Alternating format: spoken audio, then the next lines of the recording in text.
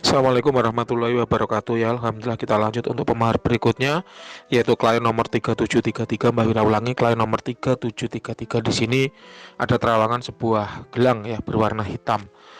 Mohon maaf, ini sebelumnya Mbak Wira sampaikan bahwa Mbak Wira tidak tahu ya benda ini beli di mana, harganya berapa, praktisi yang beritual siapa. Jujur Mbak Wira tidak tahu dan tidak bertanya. Untuk apa? Untuk menjaga objektivitas. Namun gelang hitam milik klien nomor 3733 ini kosong tidak berhodam ya, jadi menurut Mbak Wira ini kosong tidak berhodam. Ada tiga metode yang Mbak Wira gunakan untuk menentukan apakah suatu benda itu berhodam atau tidak.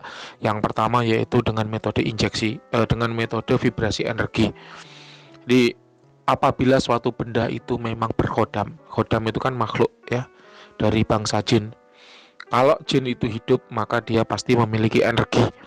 Makhluk yang memiliki energi maka bisa dirasakan vibrasi energinya, dan Mbak Wira cukup mahir ya merasakan vibrasi energi dari suatu makhluk yang bersemayam pada benda, dan itu sudah terbukti dengan ya 1000 ya lebih video terawangan, dan alhamdulillah ya kesaksian dari para orang yang diterawang akurat ya. Jadi Mbak Wira cukup yakin dengan kemampuan yang dimiliki oleh Mbak Wira bahwa benda ini tidak mengandung vibrasi energi ataupun tidak memancarkan vibrasi energi. Jadi dari hal itu dapat diketahui bahwa gelang hitam milik klien nomor 3733 ini kosong tidak berhodam.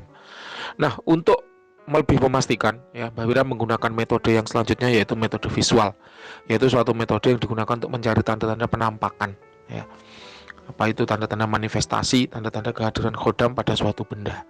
Nah, di sini Mbak Wira tidak menemukan adanya manifestasi apapun atau tanda-tanda penampakan apapun. Hal itu menjadikan Mbak Wira semakin yakin bahwa memang gelang hitam milik klien nomor 3733 ini kosong tidak berkhodam.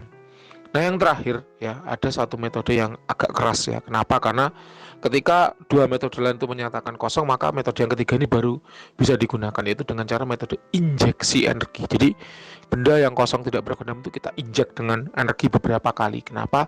Karena mungkin Mbah Wira tidak bisa menembus dimensinya, sehingga kodam itu harus diinjak dengan energi supaya dia mau keluar. Nah, ternyata di sini setelah Mbah Wira cek dengan ya injek energi beberapa kali, ternyata tidak ada feedback apapun. Hal ini menjadi semakin menegaskan bahwa gelang milik klien nomor 3733 ini kosong tidak berkhodam. Nah, ada beberapa hal yang menyebabkan suatu benda itu kehilangan kodamnya. Barangkali Anda merasa Mbah ini habis diisi oleh praktisi X, atau Mbah ini habis diritualkan oleh praktisi Y. Maka Mbah Wira perlu menjelaskan ada beberapa hal yang menyebabkan suatu benda berkodam itu kehilangan kodamnya. Yang paling sering adalah mati saat bertugas. Ya, jadi mati saat bertugas itu mungkin. Yang namanya kodam adalah jin. Jin itu makhluk hidup. Namanya hidup berarti dia bisa mati, bisa sakit, ya. Nah, yang paling sering dijumpai Mbah Wira benda berkodam menjadi kosong karena kodamnya itu mati ya saat bertugas. Misalnya ada serangan yang ditujukan kepada Anda misalnya. Kodam memproteksi atau melindungi Anda, tapi karena serangannya sangat kuat ya, lebih kuat daripada dirinya, kemudian kodam itu menjadi mati. Itu yang paling sering. Atau kalah dalam bertugas, misalnya Anda memiliki tugas penglaris ya, penglaris dagangan. Misalnya Anda jualan soto, Mbah Wira juga jualan soto. Ada pembeli, Anda afirmasikan pada kodam untuk membantu penglarisan. Nah, Mbah Wira juga melakukan hal yang sama. Misalnya Mbah Wira juga punya kodam penglarisan yang jualannya sama-sama soto misalnya. Dan ini banyak terjadi di pasar ya. Tahu ya pasar ya. Pasar itu orang jualan sayur kan banyak ya.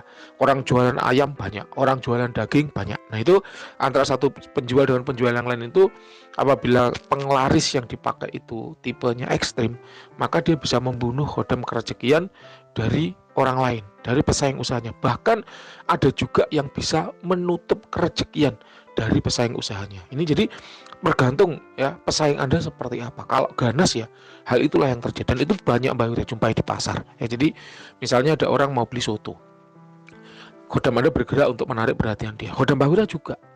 Nah, karena pembelinya cuma satu, sementara kodam kita itu ada dua, gitu kan? Maka kodam ini saling bertempur, saling bertarung untuk memperebutkan si pembeli yang satu ini tadi. Nah, kodam Anda kalah dalam bertarung, mati. Sehingga afirmasi Anda untuk kerejekian nggak jalan. Itulah ya, Anda rasakan, kok afirmasi kok nggak jalan, afirmasi kok nggak jalan. Nah, karena mati tadi, kalah dalam bertarung. Kemudian azimat yang Anda miliki jadi kosong, hilang kodamnya. Itu banyak terjadi. Ya, banyak terjadi. Dalam hal pengasihan pun sama, karir jabatan pun sama.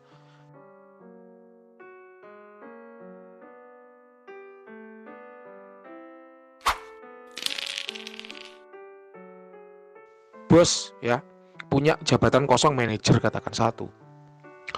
Anda pingin menduduki jabatan itu, ada orang lain juga yang pingin. Anda punya khodam, orang itu juga punya khodam, dia juga cari pegangan ke praktisi. Nah, posisi jabatannya yang diperebutkan satu, padahal yang menginginkan ada 2 atau 3 atau lebih.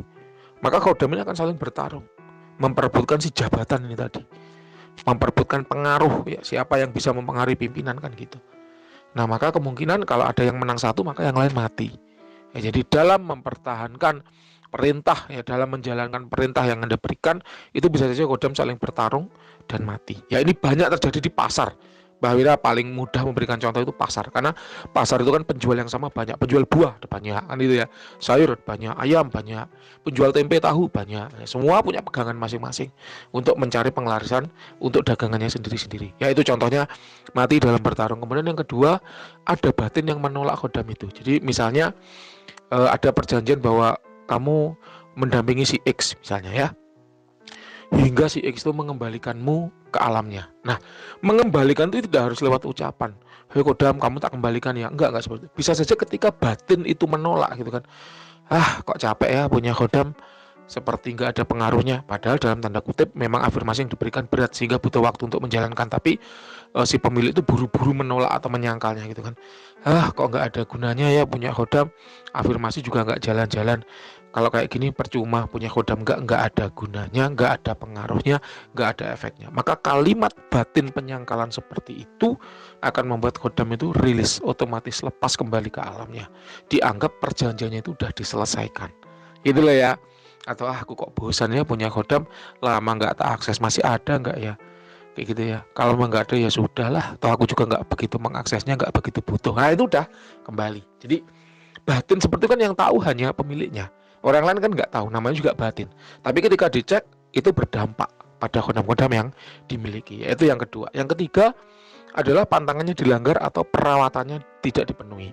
Pantangan dilanggar misalnya nggak boleh dibawa ke WC, lupa dibawa ke WC, atau perawatannya nggak dipenuhi, misalnya tiap malam Jumat dikasih kembang setaman ya, lupa nggak dikasih kembang setaman, itu juga merupakan pembatalan perjanjian. Jadi ketika khodam itu diritualkan pertama kali oleh seorang praktisi, maka dia akan menyebutkan pantangan dan perawatan. Nah, ketika itu tidak dipenuhi, maka dianggap perjanjian itu batal. Udah 4 ya tadi ya, kalah bersaing, diingkari dalam hati, pantangan dilanggar, perawatan tidak dipenuhi. Nah, yang kelima, belinya di reseller.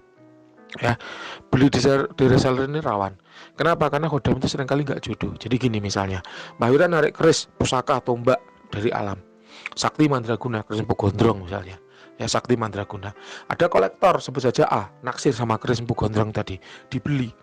Secara keris memang itu berbeda tangan, tapi secara khodam belum tentu. Kenapa? Karena bisa jadi si khodam dalam keris hanya mau ikut sama Mbak Wira.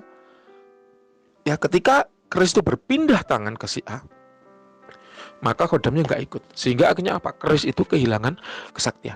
Ya, hal ini banyak terjadi pada benda-benda tarikan alam, pusaka-pusaka tarikan alam, ataupun benda-benda tembang liring kayak gitu. Ketika di reseller, nah itu udah khodamnya nggak mau ikut, dan itu banyak terjadi.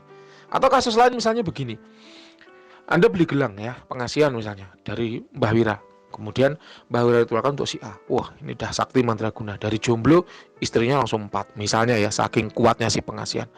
Nah, si A ini merasa udah cukup, aku dari jomblo udah, istriku udah 4, gelang pengasihan ini ampuh sebenarnya, aku jual siapa tahu ada yang mau. Juallah ke si B. Padahal gitu kan, yang tahu isi bunyi perjanjiannya kan Mbah Wira. A kan nggak tahu, tapi sama si A dijual ke si B, beri di reseller kan, artinya kan tangan kedua. Nah, itu juga menyebabkan khodam-khodam dalam benda bertuah itu hilang. Kenapa? Karena yang berpindah bendanya saja, khodamnya tetap ikut si A ini tadi, tidak ikut ke si B. Nah, kemudian si B karena merasa, wah ini kok tuahnya nggak jalan, nggak kayak yang diiklankan si A gitu kan, dijual lah ke si C, dan seterusnya. Itu namanya reseller. Jadi itulah yang menyebabkan benda-benda berkhodam itu kehilangan khodamnya. Ya, paham ya? Oke, sekiranya itu yang bisa Mbah Wira sampaikan dari gelang hitam milik klien nomor 3733. Silahkan kalau ada yang mau Anda ceritakan boleh. Kalau ada yang mau Anda sampaikan boleh diketik aja. Kalau ada yang mau Anda tanyakan boleh diketik aja. Nanti akan Mbah Wira jawab, Mbah Wira jelaskan, Mbah Wira tanggapi gitu ya. Apapun tanggapan Anda akan Mbah Wira screenshot, Mbah Wira jadikan testimoni sebagai bukti ya, bahwa terawangan Mbah Wira akurat kayak gitu. Terima kasih, selamat malam.